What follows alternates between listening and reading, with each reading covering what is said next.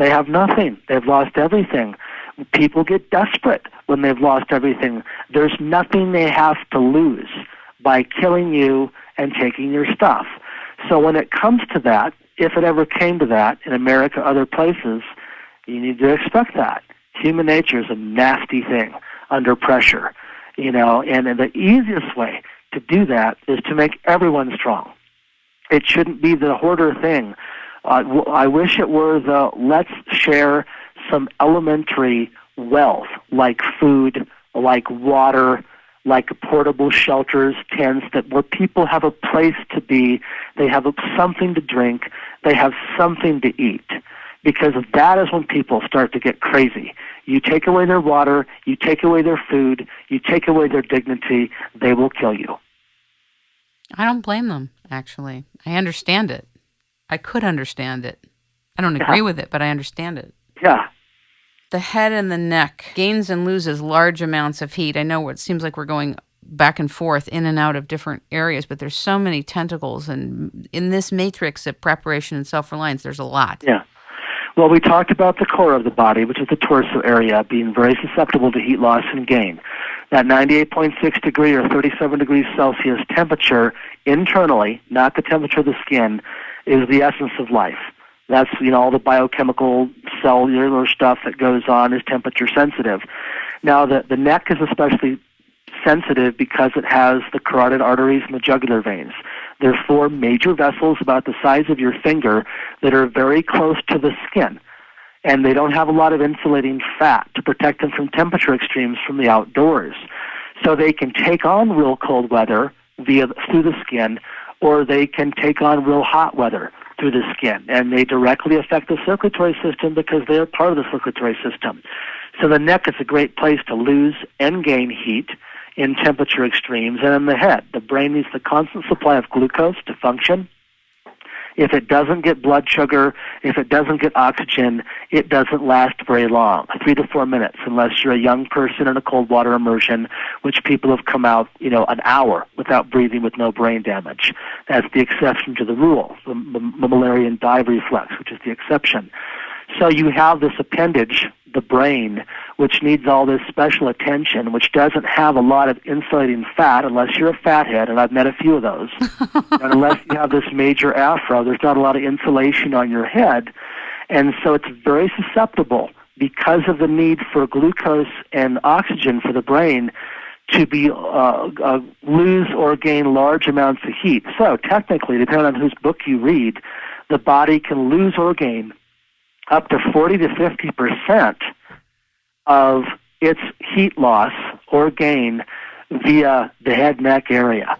So simply having a scarf or a handkerchief or a stocking cap or a ball cap in the summer is a huge aspect to survival, especially if you're dealing with a bug-out situation or just as a backpacker, because a hat doesn't take up nearly as much space as a sweater. A scarf doesn't take up that much space at all. But because of the anatomy it's covering, it gives you a lot of payback. You wear a bandana, don't you? I do. Is part of that for your look, but part of it is because you're in the desert and it's really hot and you're protecting yourself, right? Well, part of it's if it's a look, I've been doing it since I was a teenager. Just if you look at Apaches it's a way to keep the hair out of my face when I'm eating or trying to talk, and plus, because I have long hair. Bandanas are multi-use. I wear them pirate style or Indian style or whatever. It's just one aspect. To me, it's just like a hat that's multi-use. I can use it as a pot holder. I can take a bath with it. I can strain water with it.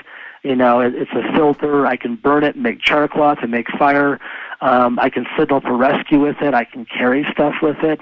It's just like a multi-use thing that, and that is just, I like them. I like bandanas. So it's not really any agenda I have. It's just kind of who I am, and it's who I've been for a long time. Have you had communications with the Native American Indians, and have they helped you or trained you or imparted knowledge to you regarding being prepared and living on the land? I think that, how do I say this? I have a lot of Indian friends, and I'm in Yavapai College right now, where I teach survival skills, which is named after the Yavapai Indians as well as our county, which this land that I'm sitting on is right next to the Indian tribe, and it was given by Viola Jamula, who's the great aunt or grandmother of a friend of mine who's breathing now, as a good thing. She gave this land for the community college because she thought education was good for her people and for Anglos as well. So I'm in this office right now as a direct extension of Yavapai hospitality, and I have a lot of Indian friends, regardless of the way I look, because they used to think I was a freak show trying to mimic. I'm not plain Indian, man. I'm Viking. My ancestors looked this way too. But the sad fact of things from my experience here, they've hired me to teach their kids Indigenous skills.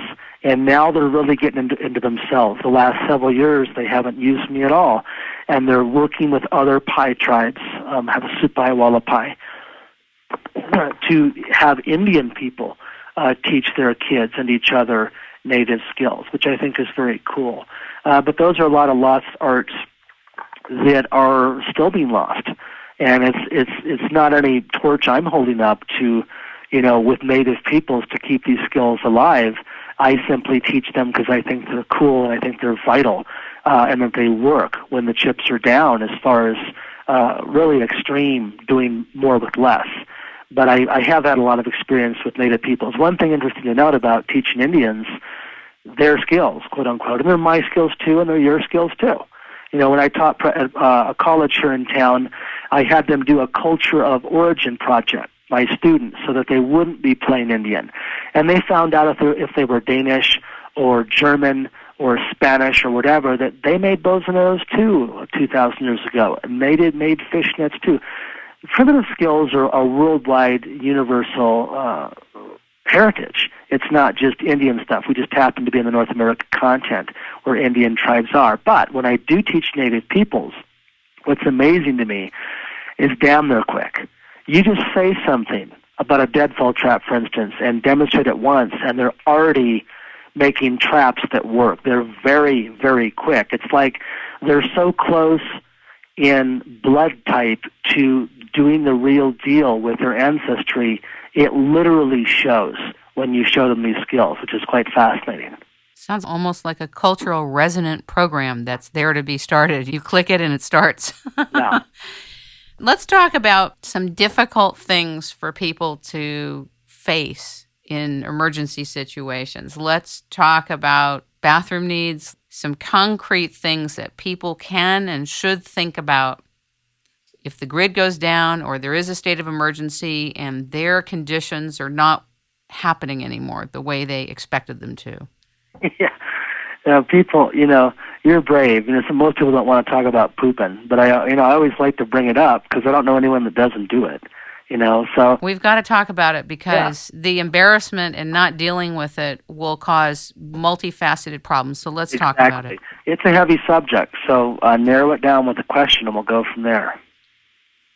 What do you want to know about it? Let's talk about people in apartment houses, condos, both that situation and also people that are on their own homes and have their own grounds.